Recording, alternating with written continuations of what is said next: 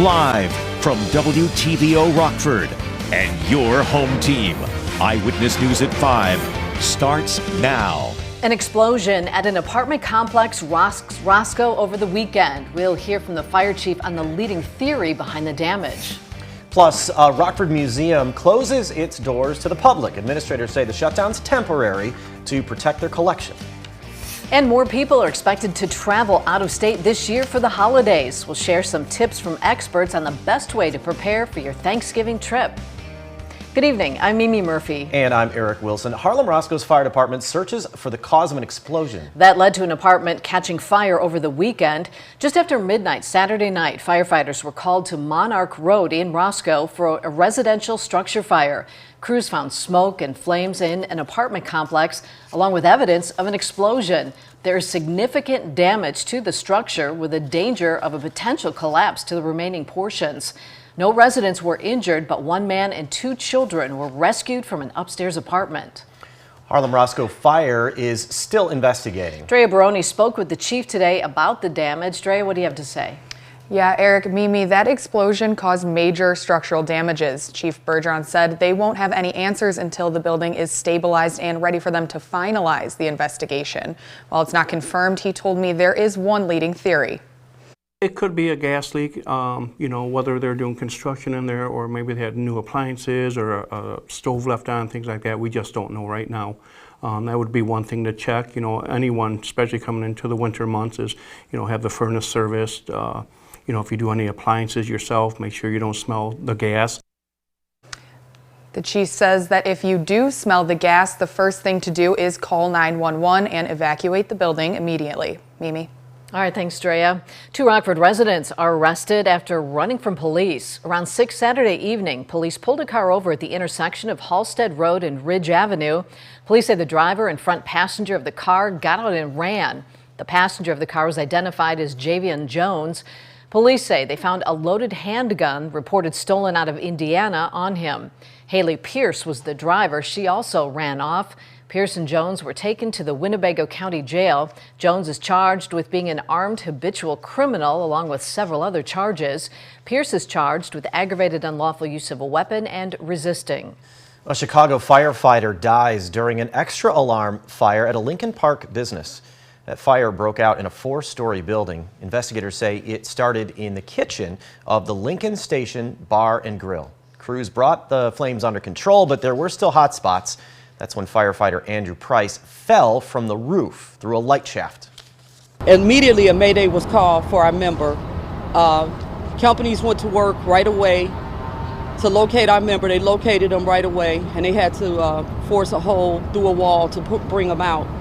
And they brought him out, CPR here to Illinois Masonic. Price was 39 years old. He'd been with the department for 14 years. The fire is under investigation. Two members of Congress want to reclassify 911 operators as first responders. California Democrat Norma Torres and Pennsylvania Republican Brian Fitzpatrick are the bill's sponsors. Torres says she'll never forget the time she was asked to take a 911 emergency call from a child because there was a shortage of bilingual operators. The only thing that I could hear was thumping, really loud, screams, horrific screams, followed by 5 shots. I was still in training. I should not have been answering those calls. There's legal protections that are not available for them because of that classification. There's grants and funding that cannot flow to them because of that designation. The representatives say classifying 911 operators as first responders will open up more federal funding that could mean better training and help prevent current 911 operators from burning out and quitting. A local museum is closing for renovations. Rockford Art Museum will be temporarily closing its doors to the public. A much-needed HVAC renovation is the focal point of the shutdown. Officials say a vital upgrade will help preserve their treasured art collection. We needed a vapor barrier, and that vapor barrier really keeps humidity out of our galleries. So it's a lot more extensive than just putting in a new furnace and a new air conditioning system. It's really providing us with all of the big needs that we need in terms of humidity control, because it can have a damaging effect on our art very quickly. Rockford Art Museum is expected to reopen next summer.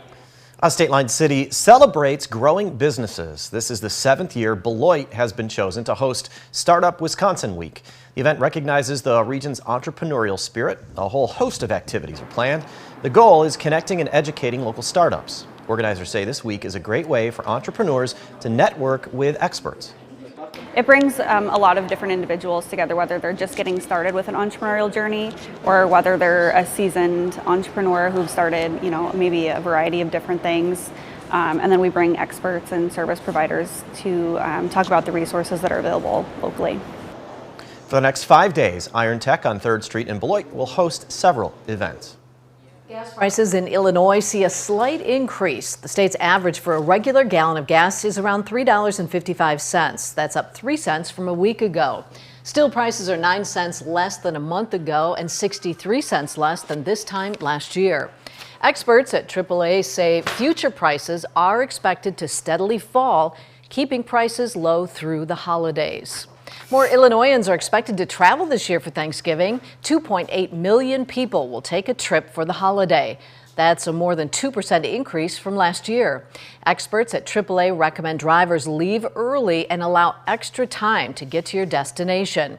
If you're traveling by air, you should check in early online and arrive around 2 to 3 hours before your departure. The clock is ticking on Capitol Hill for lawmakers to pass a federal spending bill. Up next, opposition's already growing in the Republican Party for the latest proposal. And it was a colder start this morning as temperatures got down into the upper 20s, but we made a nice recovery, climbing into the low 60s this afternoon. Find out how long that warmth is expected to stick around and what the first glance of Thanksgiving week looks like. That is coming up in the First Warn forecast a little later. You're watching Eyewitness News, your home team with Eric Wilson, Mimi Murphy, Scott Leber, and Chief Meteorologist Candace King.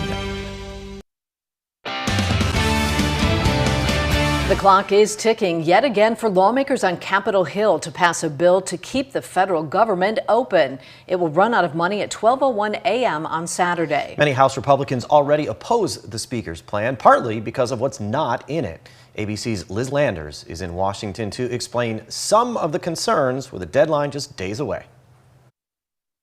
There's another potential government shutdown looming in Washington, and new House Speaker Mike Johnson has just 5 days to strike a deal with the Senate and the White House, or there will be a shutdown. Johnson unveiled an unconventional two-step plan to fund the government.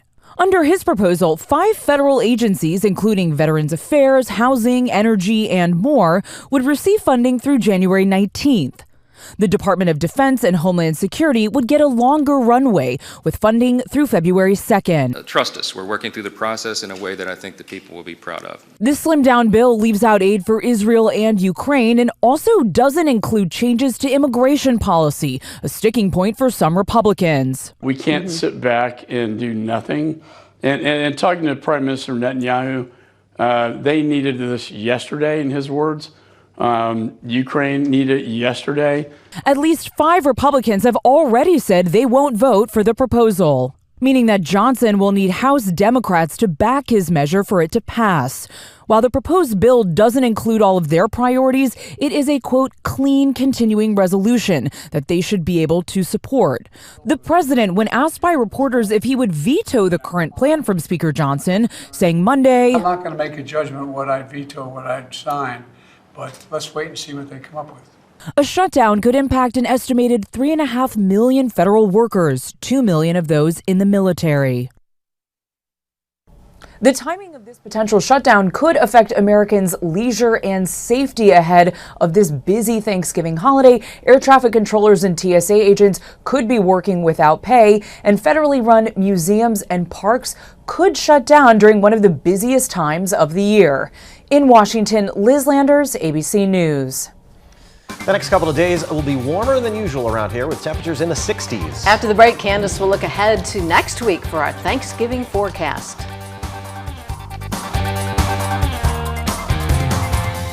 Now, your First Warn weather forecast from Chief Meteorologist Candace King.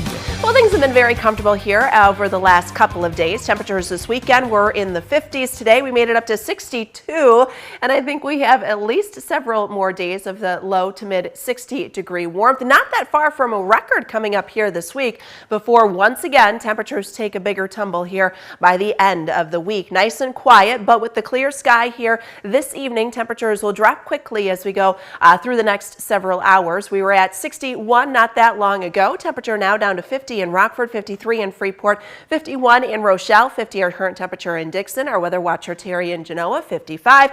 Dew point temperature at 28, and this is really going to be key here over the next couple of days as we've got a very dry air mass overhead. That dry air, one, with sunshine allows us to warm up pretty efficiently during the afternoon, but two, also allows our temperatures to cool off rather quickly at night. So this morning we woke up to numbers in the upper 20s, and I think will be very similar for the start of tomorrow. In fact, we were 62 to get today. Forecast high tomorrow 61, 63 on Wednesday, 64 on Thursday. All of these numbers fall short of the record high temperature, but we do come close to that on Wednesday. 63 degrees, 69 the record high. So I mean, it's not really that close, but it's still within, a territory of that. Back in 1990, that record was set. So some unseasonable warmth coming up, although we flip the pattern just a little bit here, I think, by the time we get into next week. Nice and clear with high pressure overhead for us this evening, and this will carry over not only into tonight, but also into the afternoon tomorrow. So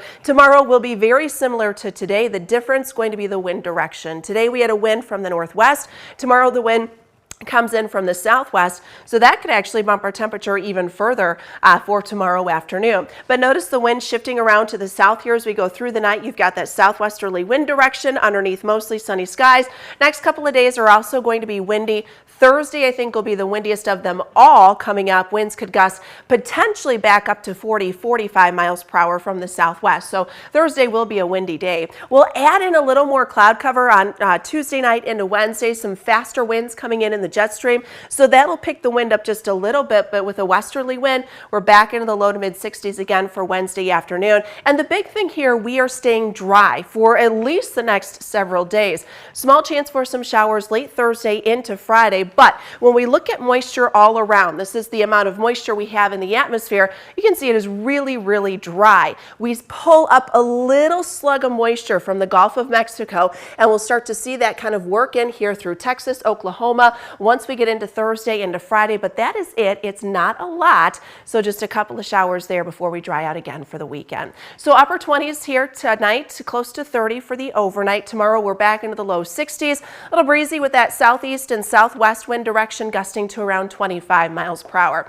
All right, let's jump ahead to next week. Looks like we may get a little bit of a pattern change. Area of low pressure developing out to the west, kind of this double low pressure system over the plains and then across the south. That'll have a lot of moisture with it, but with high pressure to the north, this is early next week, so this is Monday, I think a lot of that'll pass down to the south. So we may see a shower late Monday into Tuesday, but that system grows a little as it moves further off to the east. Right now, things look to stand fairly dry as we get through Wednesday, Thursday of next week and into Friday.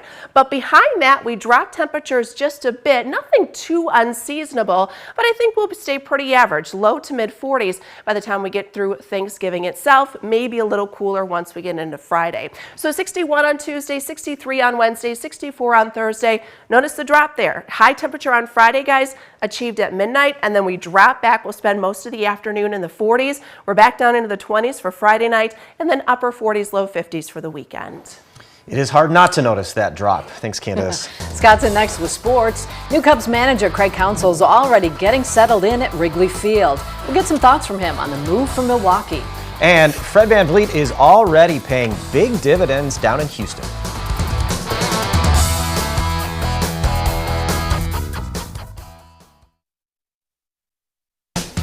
Now sports with sports director Scott Leber. The first brick of the Cubs offseason improvement plan has been laid down. Craig Counsell is now officially a Cub. The new skipper was introduced today at Wrigley Field. He is the 56th manager in Cubs history. He replaces David Ross, who of course got the boot. And Counsell comes from the rival Brewers, a team Counsell led to 3 division championships and to 5 playoff berths.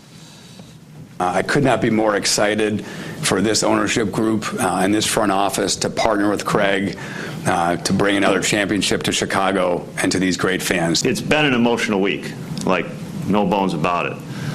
Much harder than I imagined. Just the speed at which this happened, and 17 years of relationships, you know, that hits you hard. Well, we are down to 3 local high school football teams still active in playoff action. They'll take the field this weekend. Lena Winslow is going to play at Chicago Hope, not far from the United Center, Saturday at 1 o'clock. Byron will head to the suburbs to play Lombard Montini Saturday at 1 o'clock. And an 8-man football Amboy will play Ridgewood for the state championship Friday night at 7 at Monmouth College. We have Monday night football action coming up tonight here on WTVO. The 3-5 Broncos will play them 5-4 Bills. Kickoff is at 7:15. The Packers have announced their newest Hall of Fame class. 2 former players will be inducted next August. Former linebacker Clay Matthews Jr., he's the Packers' all-time leader in sacks. And former defensive end Aaron Campman, he was a multi-time Pro Bowler. The Bulls will go after their second win in 24 hours tonight. They'll face the Bucks in Milwaukee. Last night the Bulls beat the Pistons. Bucks guard Damian Lillard has been bothered by a calf injury. We'll see what his status is at game time. Have you seen what Fred VanVleet's doing in Houston? He has the Rockets on a 6-game winning streak.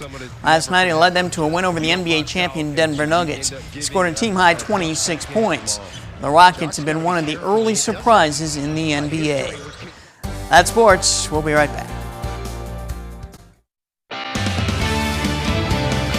It is so nice to start off the week being above normal, and 60s this far into November is pretty cool. It was nice to go outside today. I mean, even though it comes with wind, you know, this time of year. It made it feel a little different. Yeah, I mean, yesterday it was nice, but it felt a little cool with the wind, and we've got wind, you know, the next couple of days. You know, you got to take advantage of them while you can, which reminds me, I've got some notes for you guys to hand over to our boss for later this week. So, what kind of notes? So we don't have to come to work? Get out of work notes? Get out of work notes. Sweet. Yeah. All right. Yeah, so look Hand for those over. We're going to get those signed quickly. Don't worry, I got you. Did you sign them for us already? I will, yes. Okay, good. Yeah. Thank you. Don't worry, I got them all covered for you. You guys too, at home, take advantage of some of the nicer weather as well, per Candace King. All right, clear skies for us tonight. We're in the upper 20s. Tomorrow back into the low 60s for the afternoon. Dry conditions too, just a chance for some rain showers coming in late Thursday into Friday. Drop in temperatures, so Friday afternoon will be a bit colder, and then we stay pretty seasonable next week. Thanks, Candace. Stay safe.